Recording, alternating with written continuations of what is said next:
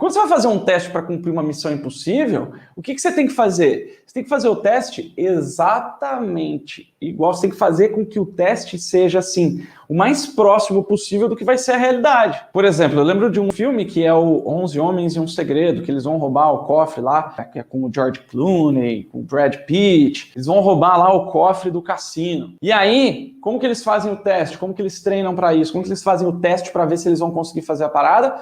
Cara, eles compram uma réplica do cofre. E aí eles pegam a réplica do cofre e faz os testes na réplica do cofre que eles vão assaltar. Isso no filme. Mesma coisa, missão impossível. Você vai fazer uma missão impossível, você tem que tentar reproduzir as condições reais do que você vai enfrentar lá na frente. Então, se você vai fazer um teste de mechas, você vai fazer o teste de mechas exatamente com a mesma mistura que você vai fazer o cabelo depois. Senão, não funciona. Parece óbvio, né? Mas muita gente faz isso.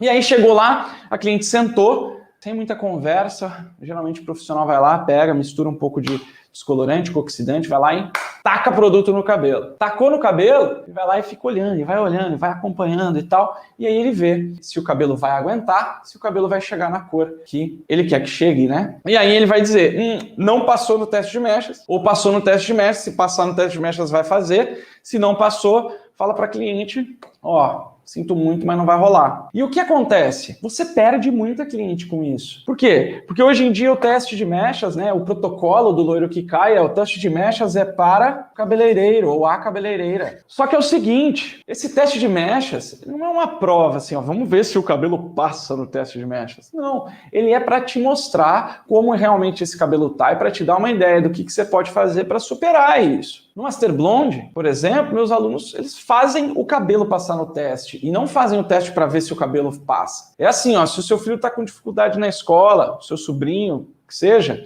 está com dificuldade na escola, o que você vai fazer? Você vai botar ele lá para fazer uma prova e ver se ele passa? Não, você vai ajudar ele a passar na prova. E por que não você não vai ajudar o cabelo a passar na prova? Essa é a grande sacada. E é aí que você ganha todas as clientes que você já dispensou. Todas as clientes que você já dispensou por causa do teste de mechas, imagina se você tivesse conseguido fazer essas clientes.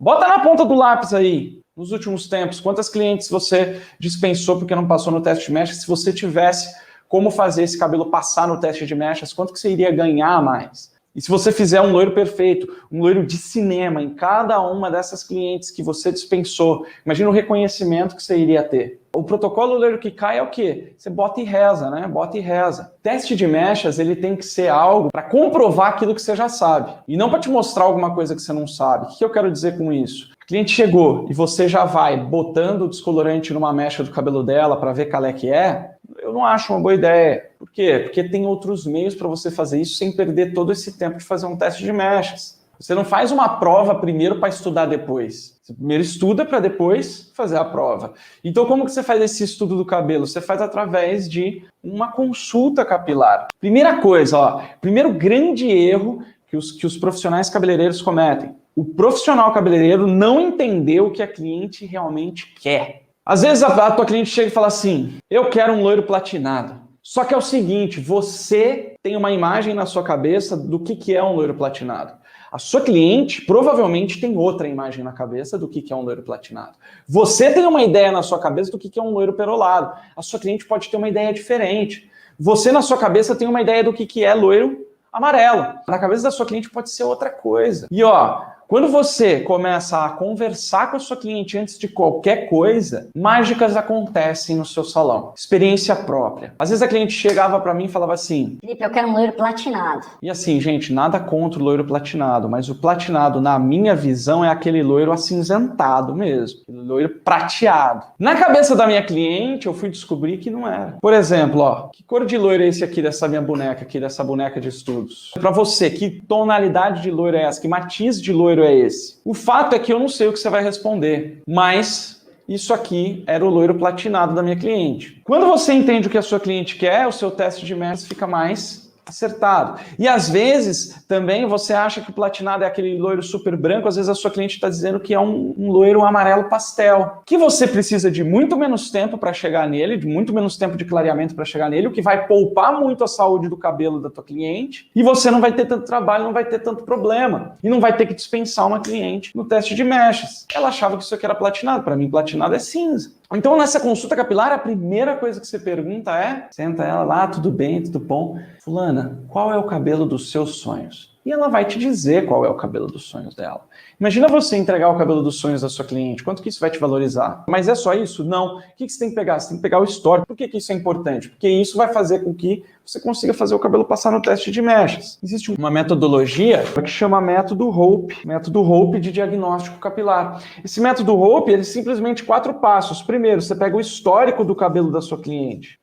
Por que o histórico? Porque aí você sabe se ela já tingiu de preto, se ela não tingiu de preto, se ela já tem loiro embaixo, se ela tem coloração, se não tem, se esse cabelo tem alisamento, se não tem, se tem outro tipo de química, se não tem. Pega o histórico, então você vai lá, ó, quais foram as químicas que você fez nos últimos meses? Você faz coloração, já fez shampoozinho, já fez tratamento, já fez, sei lá, progressiva, histórico. Depois você vai fazer uma observação do cabelo, vai observar o cabelo com olhos clínicos. Você é um profissional cabeleireiro, né? Você precisa ter olhos clínicos. Você vai olhar. Às vezes já aconteceu de cliente minha chegar e falar, você já fez progressiva, alisamento? Fala, não. E eu olhei o cabelo dela e vi uma diferença, né? A raiz mais ondulada, e aí tinha um ponto ali em que o cabelo estava mais liso, parecia que ele estava com progressiva. E aí eu perguntei, porque hoje em dia, né, essa questão de progressiva, tem muito profissional que ainda chama progressiva de tratamento e não de química, né? Existe essa confusão ainda. Eu perguntei, mas vem cá, tudo bem, você não fez progressiva, mas você fez algum tratamento diferente?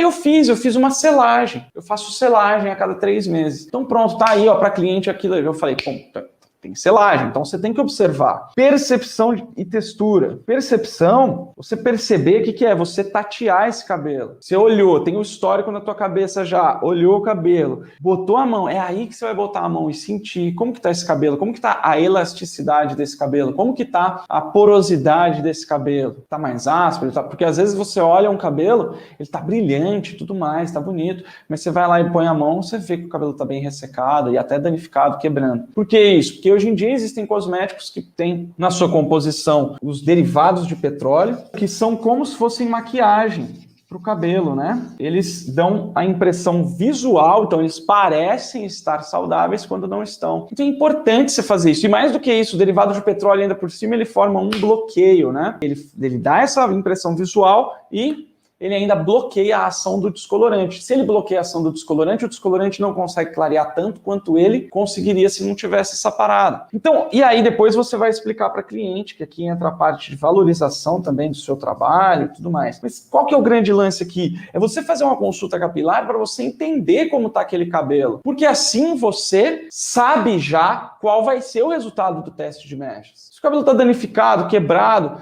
tem coloração escura em cima de um loiro que ela fez lá para trás, você sabe que esse cabelo vai ser difícil. Você sabe que esse cabelo não vai aguentar você simplesmente botar um descolorante lá. Você já sabe disso. E aí, olha só que interessante. Você usa o teste de mechas para cliente. Como assim usa o teste de mechas para cliente? Você já sabe o que vai rolar no teste de mechas. Então você pode usar o teste de mechas, primeiro, para convencer a tua cliente. Segundo, para mostrar para ela que você sabe que você é profissional, que você sabe o que você está falando, que você é o cara da missão impossível, você é a pessoa da missão impossível.